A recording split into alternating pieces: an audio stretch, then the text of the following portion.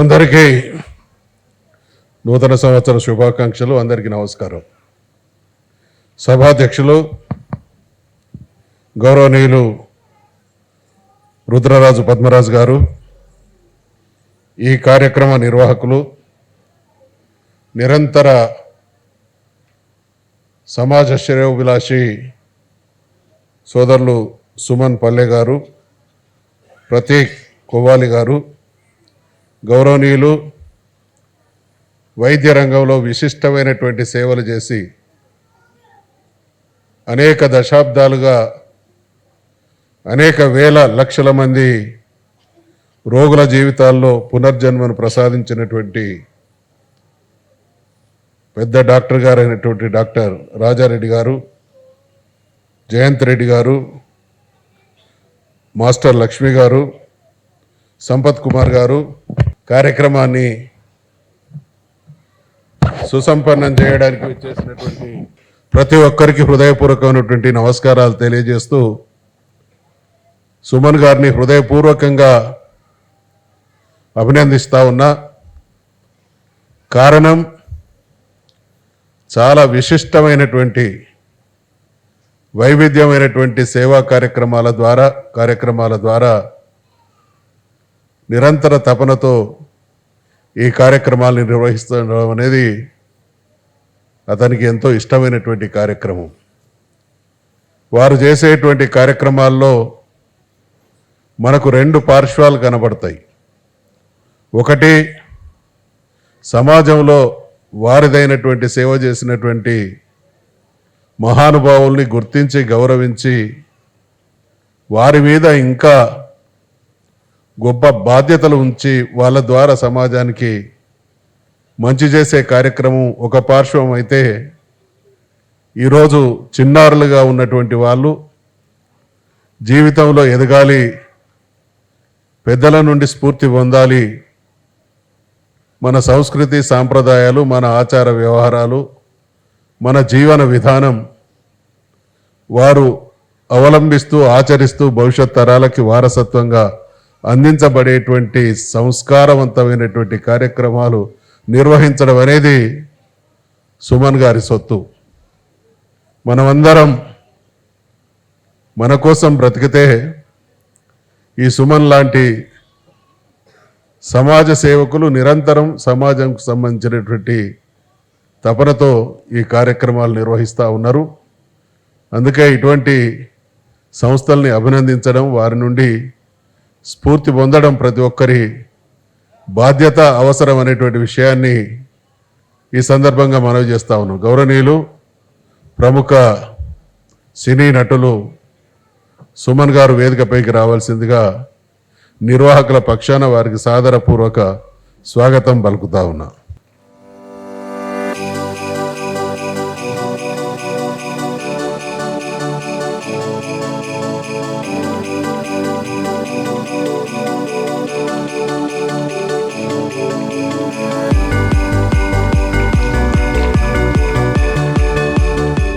సంవత్సరం సందర్భంగా ఈ కార్యక్రమాన్ని మనం నిర్వహించుకుంటున్నాం కాబట్టి, శరవేగంగా మారుతున్నటువంటి ప్రపంచంలో, సమాజంలో మనం బ్రతుకుతా ఉన్నాం.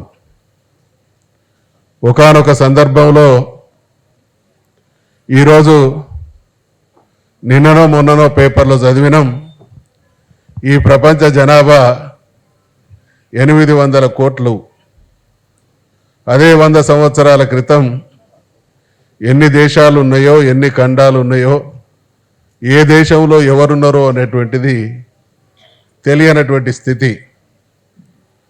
మరి ఈరోజు ఈ ప్రపంచం మీద పట్టు సాధించినటువంటి మనిషి విశ్వం మీద తన పట్టు కోసం పరితపిస్తున్నటువంటి కాలంలో ఈరోజు ఇక్కడ కార్యక్రమం ఇచ్చినటువంటి కార్యక్రమాన్ని ఇచ్చినటువంటి పిల్లలు కావచ్చు, మన చుట్టూ మనతో పాటు ఉన్నటువంటి చిన్నారులు కావచ్చు, విశ్వ మానవులుగా ఎదగడానికి మనం కూడా వారికి సహకరించాలనేటువంటి విషయాన్ని నేను ఈ సందర్భంగా గుర్తు చేస్తా ఉన్నా.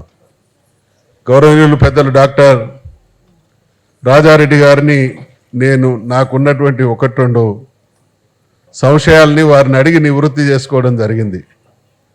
డాక్టర్ గారు, మీరు చదువుకున్నప్పుడు మీ మెడిసిన్ ఎప్పుడు కంప్లీట్ చేసినానంటే 1962లో నేను మెడిసిన్ చేసిన అనేటువంటి మాట వారు అనడం.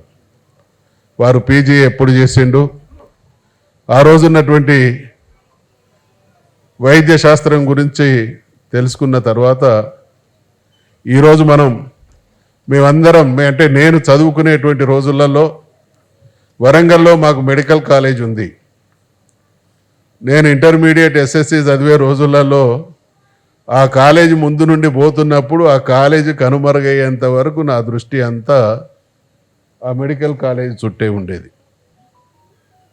అదే రకంగా నేను హైదరాబాద్కు మహానగరానికి వచ్చిన మొదటి రోజుల్లో శాసనసభను ఒక సందర్భంలో చూసే అవకాశం వస్తే శాసనసభ నా దృష్టి నుండి మాయమయ్యేంత వరకు నా దృష్టి అంతా దాని మీదనే ఉంది. అంటే అవకాశాలు తక్కువ ఉన్నటువంటి ఆ రోజుల నుండి ఇవాళ అవకాశాలు అనేకం అంది వచ్చినటువంటి కాలంలో మనం బ్రతుకుతున్నాం. కాబట్టి చిన్నారులకు, తల్లిదండ్రులకు నాదైనటువంటి విజ్ఞప్తి, ఎటువంటి పరిణామ క్రమంలో మనం ఎటువంటి అవకాశాలు కలిసి వచ్చినటువంటి సమాజంలో బ్రతుకుతున్నాం అనేటువంటి విషయాన్ని గ్రహిస్తే వాటిని సద్వినియోగం చేసుకోగలిగితే అద్భుతమైనటువంటి పౌరులుగా ఎదగడానికి అవకాశం ఉంది. కాబట్టి నేను నా మాటగా రాజారెడ్డి గారు చదువుకున్నటువంటి రోజులను గుర్తు చేస్తూ ఉన్నా. బహుశా రాజారెడ్డి గారు చదువుకున్నటువంటి రోజులలో వాళ్ళ ఊళ్ళో స్కూళ్ళు లేవు. వాళ్ళ ఊళ్ళల్లో నేను చదువుకున్నటువంటి రోజులలోనే మా ఊళ్ళో పాఠశాల లేదు. చదివించగలిగినటువంటి శక్తి ఉన్నటువంటి తల్లిదండ్రులు కాదు, చదువు విలువ తెలిసినటువంటి సమాజం కాదు, ఇది చదువుకుంటే బాగుపడతామని చెప్పేటువంటి వాళ్ళు లేరు. అంటే అడుగడుగున ప్రతికూల పరిస్థితులే. చదువుకోవడానికి పాఠశాలలు లేవు, చదివించేటువంటి ఆర్థిక శక్తి ఉన్నటువంటి తల్లిదండ్రులు కారు, చదువుకుంటే బాగుపడతామని చెప్పే వాళ్ళు లేరు, గిది చదవడం బాగుంటుంది అనేటువంటి వాళ్ళు కూడా లేనటువంటి స్థితిలో నాలాంటి వాళ్ళ ఉంటే, నాకంటే ముందు తరానికి సంబంధించినటువంటి డాక్టర్ గారు హైదరాబాద్ మహానగరంలో ఒక గొప్ప డాక్టర్ కాగలిగింది అనంటే మనిషికి పట్టుదల ఉంటే, కసి కృషి ఉంటే అసాధ్యం అనేది లేదు అనడానికి ఇక్కడ ఉన్నటువంటి డాక్టర్ రాజారెడ్డి గారి నిదర్శనం అనేటువంటి విషయాన్ని ఈ సందర్భంగా మనవి చేస్తూ ఉన్నాం. ఈనాటి చిన్నారులకు మనం చూస్తూ ఉన్నాం, హైదరాబాద్ మహానగరంలో నాకు తెలిసి వందలాది ఇంటర్నేషనల్ స్కూల్స్ ఉన్నాయి. వందలాది ఇంటర్నేషనల్ స్కూల్స్ ఉన్నాయి. బహుశా ఈ ఇంటర్నేషనల్ స్కూల్స్తో పాటు విశ్వంలో ఎవరైనా అద్భుతమైనటువంటి ఓ స్కూల్నో కాలేజీనో పెడితే చదివించగలిగినటువంటి శక్తి యుక్తి ఉన్నటువంటి తల్లిదండ్రులు ఉన్నారు. తర్వాత గిది చదివితే బాగుపడతామని చెప్పే అన్నలు తమ్ముళ్ళు ఉన్నారు, గైడ్ చేసేటువంటి సమాజం ఉంది. అంటే జీవితంలో కొందరికి అన్ని ప్రతికూల పరిస్థితులే ఉంటాయి, జీవితంలో కొందరికి తటస్థ పరిస్థితులు ఉంటాయి, ఇటు కానీ అటు కానీ. జీవితంలో కొందరికి సానుకూల పరిస్థితులు ఉంటాయి. ప్రతికూల పరిస్థితుల నుండి ఈరోజు నేను మహానుభావుడైనటువంటి పివి నరసింహారావు గారి గురించి ఒక మాట చెప్పక తప్పదు. 1960-65 ప్రాంతంలో చదువుకున్నటువంటి మాకే ఈ ప్రతికూలత ఉంటే 1930లో చదువుకున్నటువంటి పివి నరసింహారావు గారికి ఎటువంటి ప్రతికూల పరిస్థితులు ఉన్నాయి అనేటువంటి విషయాన్ని అర్థం చేసుకుంటే మనం నిర్దిష్టంగా మన లక్ష్యాన్ని నిర్ణయించుకొని ఛేదించి సాధించే సువర్ణ అవకాశం ఈ తరం చేతుల్లో ఉంది అనేటువంటి విషయాన్ని మనవి చేస్తా ఉన్నా.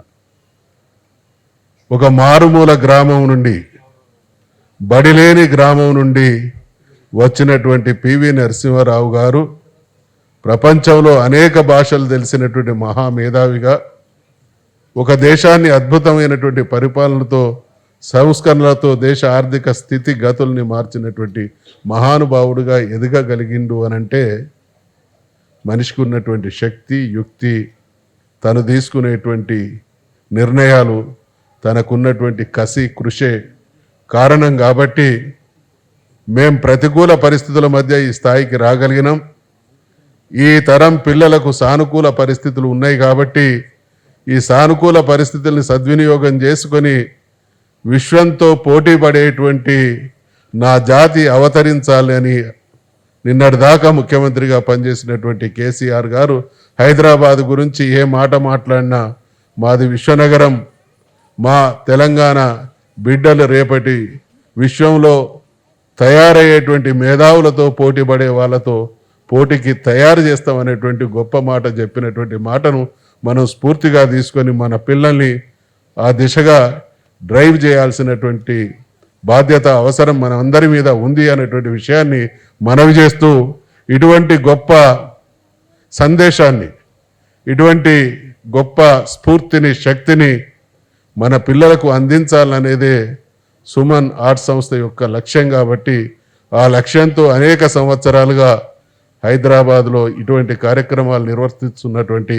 ఈ సంస్థకు హృదయపూర్వకమైనటువంటి అభినందనలు తెలియజేస్తూ సెలవు తీసుకుంటా ఉన్నాను.